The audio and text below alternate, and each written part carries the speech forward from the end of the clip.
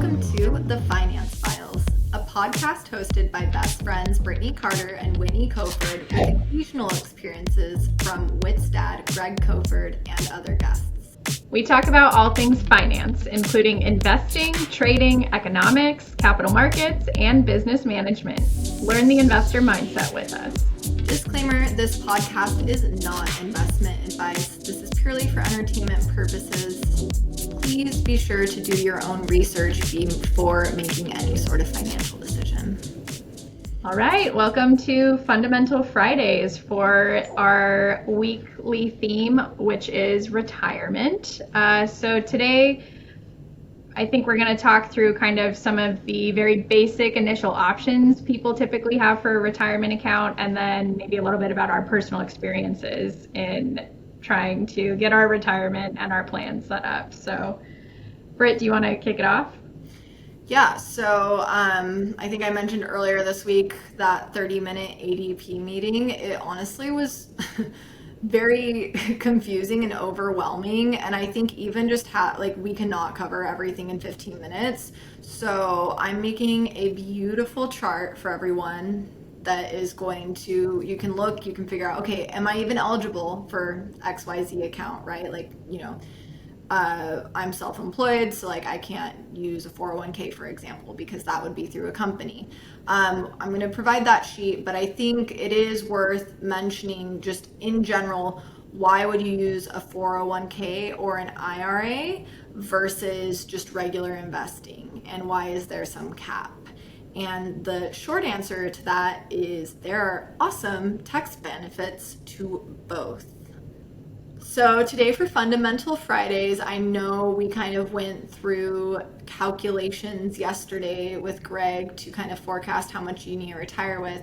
And today we're going to be talking a bit more about just the nuts and bolts of the different investment vehicles you have for retirement. I know when I got my little 30-minute ADP presentation, I left very confused. I know Whitney and I have had some conversations where even for this podcast, it's like, hey, how do you make this super clear? And honestly, it's really hard to just verbalize the complexity that comes with these accounts. So I'm going to make a handy dandy chart that you guys can reference and be able to look at hey, am I even eligible for XYZ account? For example, 401k, you can only do that if it's through your employer and they offer that 401k. So I'm pretty sure we are both self-employed. Yes, we are both self-employed. Not even why I'm asking. So we do not have 401ks. We are not able to do a 401k. However, both of us have leveraged 401ks at past companies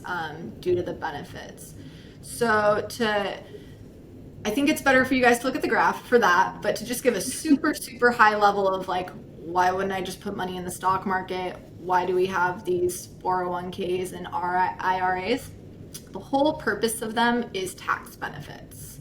So both allow you to put a certain amount in, and you can put that in every year. And based on that, you have either a regular 401k or IRA. And in that scenario, you do not pay taxes on it as you put it into your account. And then you only pay taxes when you take it out.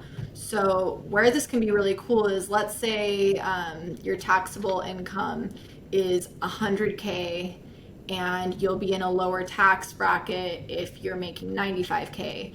If you contribute $6,000 that year to your 401k or IRA, that money is now, you don't have to pay taxes on that. So we'll put you in this lower $94,000 tax bracket. You get to have a lower tax rate. There is a catch though. You do have to pay taxes on it when it comes out, right? And then if you look at the Roth version, this is where it's actually the reverse. So you still get tax benefits, but it's when you retire. So that 100K, I'm still going to get taxed at the 100K tax bracket. It's going to assume I made that money. But when I take that money out when I retire, I don't have to pay any taxes on it. So you need to think about two things when you consider, do I want a regular 401k/IRA or a Roth 401k or IRA? You want to think about okay, what income bracket do I anticipate being in when I retire? Like if you're planning, if you live in a really high tax state like New York City or California, like, and you plan on retiring in Florida, you probably want to pay taxes when you get to Florida, right? So that's one factor. And then two, you need to think about the like potential future value of that money. Like if you can contribute more or less, like based on the maybe like, okay, I'm going to save this much money in taxes this year by putting it in. Now, like, what can I contribute more and then make more in the future? I think another thing to keep in mind is how close are you to retirement, right? So if you're in your 20s, then you have a much longer time period that you're going to be invested for versus if you're in your 50s or 60s, it's a shorter time period. And one of the differences between an IRA and a 401k is how much you can contribute. So for a 401k, I think it's upwards of like $20,000 is the maximum yearly contribution. I think it's like 22.5. Versus an IRA, the most you're going to be able to contribute in a year is capped at around $7,000. Yeah, for sure. And then I think too, another thing we have to talk about for those of you that do have 401ks is employee contributions. So this is where companies will offer sometimes it's a match, sometimes it's, 1.5 times match, or half times match. Can't talk today. But basically, where an employee will give you money to incentivize you to put money in your retirement account. And this is the biggest no-brainer, you guys. Like, if you are not hitting your company match, you are literally throwing away money. Because think about it, you are essentially doubling your money immediately by them matching the amount, right? Like, it's crazy to me that people don't take advantage of this. Well, and I think it sometimes, like what I didn't understand until I learned more about it, it's free money. So it's extra money on top of your salary, on top of what you're contributing. And it's free money that you're not going to get any other way. Yeah, exactly. Like the company is literally giving you, hey, if you invest $1, we'll invest $1 and it's yours too. And granted, you can't take it out. Well, that's going down a rabbit hole because there are some instances that you can take it out that we're not going to get to in 15 minutes, but I will include in this handy dandy chart. Like it's free money. So I think we can just like almost definitively say, unless you are like hand to mouth or whatever, like you need to be maxing out your employee contributions because it is guaranteed money. It's not like the stock market where there's some variability. If your company says they're going to give you $1 for every dollar you invest, you are essentially doubling your investment the day you put it in. Double your money. Yep. It's a great, great return on investment. So I guess in summary, if you're in your 20s and you don't have a retirement account set it up right now. Go do it. Yeah, Don't wait another minute longer. well, and even if you are older, there's so many tax advantages. So it's really worth the headache of setting it up. Because if you just do traditional investments in the stock market or what have you, like you're going to get taxed both on the income you generated that year, you don't get to deduct it then, and you also get taxed on it again when you take that money out. So it's an awesome benefit to not have to pay taxes on however much is possible, which again, you'll be able to see in that handy dandy graph. So take some time, work through our Fundamental Fridays worksheet, which will help you think about what is your vision for your personal retirement and how much money are you going to need to save, and some of the tools like a 401k or an IRA that you can take advantage of in order to reach your long-term goals, like an investor. Yeah. And if you're really confused by all the things we mentioned today and you are employed, talk to your employer, find out what they offer, and if they don't have any sort of 401k program, you can still benefit from these tax wraps. You just need to set up an IRA.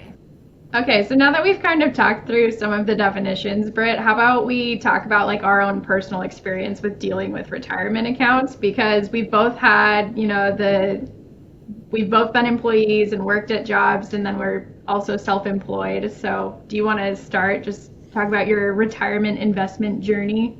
Yeah, for sure. So, I worked for early stage startups when I first got out of college. So, I mean, I think I technically maybe got a few dollars at the YMCA in high school towards my retirement account that they just put in there for you.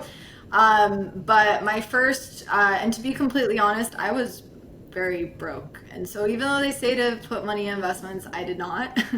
Until I got to a bigger company, which is where I had the little ADP spiel.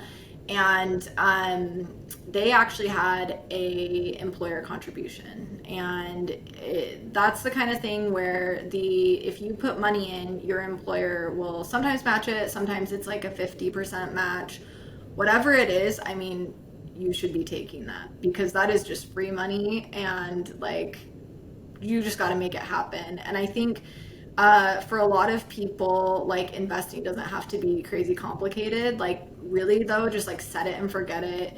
And if you're like, hey, money's really tight, maybe it's like, hey, next time I get a raise, I'm just going to make sure that all that money goes into the investment. I think a big thing is just making sure that it's not in your bank account. It's like before, kind of, you don't have to like think about it.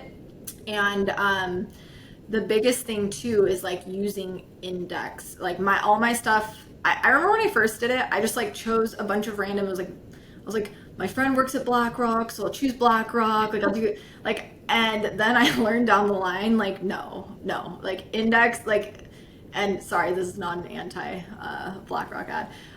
That was just a random example. But index funds are an amazing vehicle for your money. So it's funny because funny little antidote. Warren Buffett actually issued a challenge to the hedge fund industry because a lot of these hedge funds charge like crazy fees to invest your money. That so he made a challenge, $1 million challenge, that the index funds would outperform these hedge funds when you include all the crazy fees that they include, and he actually Right. won. And like you can find like find any book where they're not trying to take your money, and they all push the index funds. So I think like index funds are definitely the way to go, and you can diversify in the types of index funds you have. So I have some international. S&P 500 is like a big one. I also have one that's like focused on small to medium sized businesses. But I think it kind of leans into what your dad was saying about diversify. Yeah, I remember when I first started working at a company, and I just asked my dad. I was like, which funds, which indexes or ETFs should I pick? And he looked through the list of what was available, and he was like, you should do a third into these three, right? So, and those are the three that I still use today because it's like a good mix of risk and diversification. So the three that he told me were VOO, which is just the S&P 500 ETF. So very basic. It just follows, the S&P 500. The second one he told me was VWO, which is an emerging markets index fund. So that one is much more risky than, say, the S&P 500. But where there's higher risk, there's also potential higher return. And since, especially, I'm still pretty young in my 30s, and so I've got time. But as I get older, I will probably start shifting more out of that one and into some of the more stable ones. And then the third one he told me was VXF, which is an extended market index fund ETF. So basically, that one aims to track performance of measuring investment of small and mid cap stocks. So the S&P 500 is, these are kind of the 500 biggest companies, whereas this third one that I'm talking about is smaller mid cap sized companies. So again, going to be riskier, but potentially higher reward. This is so funny because it sounds like we have the exact same, like those are the ones that I picked from the, like, because I picked the wrong ones at first, but after like reading up, Like that's kind of the move, right? It's like yeah, it sounds like we have almost the exact same And one. yeah, it's not rocket science, right? And I mean, my initial contribution, I think it was literally like 30 or 40 bucks a month. Like it was so small because I was living paycheck to paycheck. I was prioritizing at the time, I was prioritizing my savings account because I wanted to have a 6 month cushion of savings that if there was an emergency or if I lost my job that I could tap into that. But I also knew that I wanted to start setting the good habit of contributing to retirement. So I started with a really small amount, and then every time I got a raise or every time I had a little more room in my budget, I bumped that up, right? And Yeah. my goal was, okay, let's maximize, let's hit what the max is that I can contribute, which I think for 2023 it's like $6,500 for an IRA, for example. Well, and what I don't think we've touched on all week that is so important is the power of compound interest because you are earning more money off that interest, right? So your $30 today is actually going to be, thanks to the interest you're building, significantly higher than when you're 30. And there's like a bazillion examples. I'm too lazy to look one up right now, but like, and do the math, but like putting your money in early, there's something where it's like you invest for like 6 years and you will have done more than if you start like X years later and invest for 30 Yeah. years. Yeah, no, if you start investing in a retirement account in your 20s, that is going to make up over half of your overall like retirement income by the time you actually retire. So the earlier you start, the more money you're going to make in the long run. But it's never too late to start. If you haven't started, now's the time. And then, yeah, I think, and my employer matched, so I made sure that I was doing as much of that as I possibly could take advantage of. And again, every time I got a raise, I was like, okay, I got to increase my contribution. The real headache came when I became self-employed because then I had to set up my own IRA that I could then self-manage, right? And there were all these rules around I couldn't transfer the employer match to my new account. And so now I've got a bunch of retirement accounts, which to your point when we were talking earlier this week, you really got to keep track of the different accounts that you end up with. Yeah, Because it's guilty not as always going to be like a set it and forget it. Don't forget it, don't forget it. forever. Like make sure you know where the money is.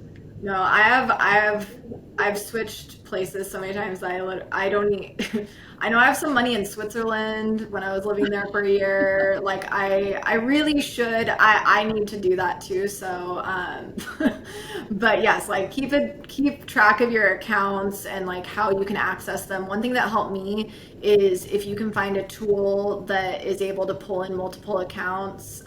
Mint just closed, so I actually now says I own a business. I just pull in everything into zero. But if you can have something that kind of pulls in, so you're not having to log in every time, all these different Right. retirement accounts, that's going to let you track how your portfolio is doing and kind of aggregate them all together.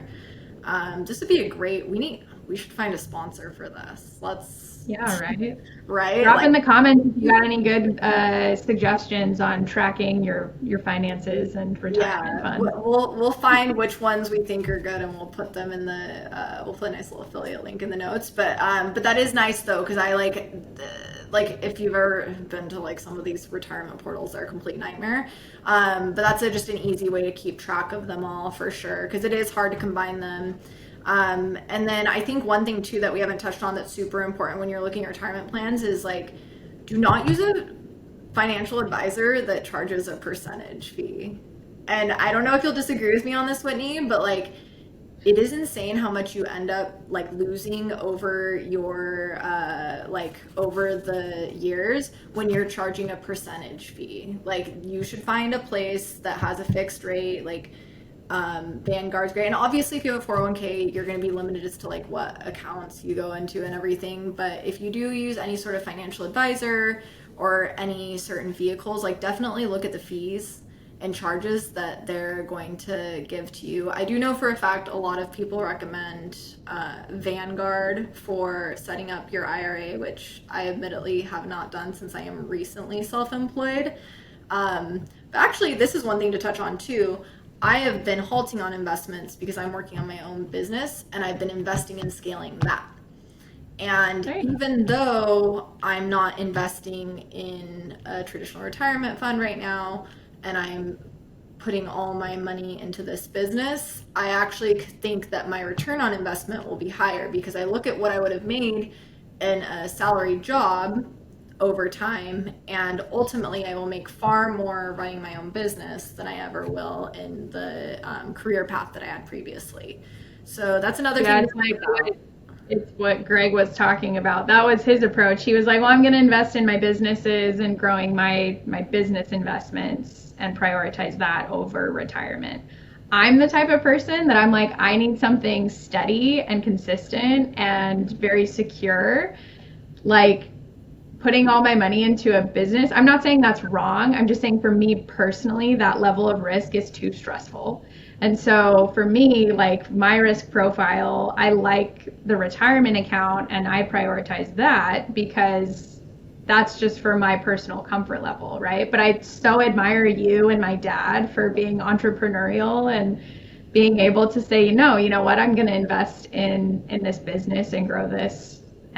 And you're absolutely right. Like it may be risky, but the reward and the potential payout is going to be much higher than, for at least right now versus putting that money towards a retirement account. So it Yeah, really well, depends on your risk profile. Yeah, like financially, how much can you contribute? Where is that money best used? yeah, and to be clear, I am going to set up my self-directed IRA. Like, I'm not gonna not take advantage of this tax, like this beneficial, like tax vehicle that the IRA provides. I'm just putting it on pause while I do this. And I think like you need to also take your consideration. Like maybe you're like, hey, I'm maxing out, like I'm doing like crazy amount towards my investments these years, but I plan on having a kid in 2 years and I'm gonna maybe like I'm still gonna be on track because of what I'm investing now to hit that retirement vision I want. I'm gonna crank back a bit on my investments, like during the younger years with my kids, so I can like get a part-time job and spend more time at home, like whatever it is. Like I think people like sometimes financial advice is like just put all the all the gas on the throttle, like always max out your investments, but you also have to think about like what is your vision. Like do you want to just like sit on a pile of gold when you get to the end of the retirement Okay, whatever, like you Scrooge need to think McDuck. about like your quality of life now, and as long as you're planning for it and you have that vision and you know that you're on track with your investments, like it is okay to dial it back a bit during certain time periods if you're, like you don't get those days back with like your kids, or in my instance, like I'm really at a pivotal moment where I'm trying to scale this aggressively and I need to put every penny back into my business.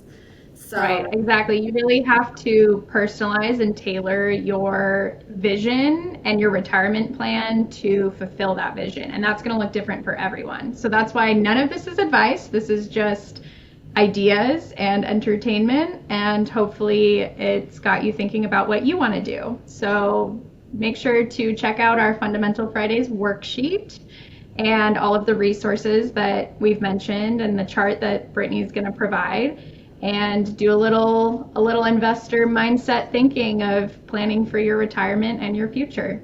Thanks for joining us on the Finance Files. and if you're still curious as to how you should be diversifying your investment and retirement profile, be sure to tune in next week where we discuss all things diversification.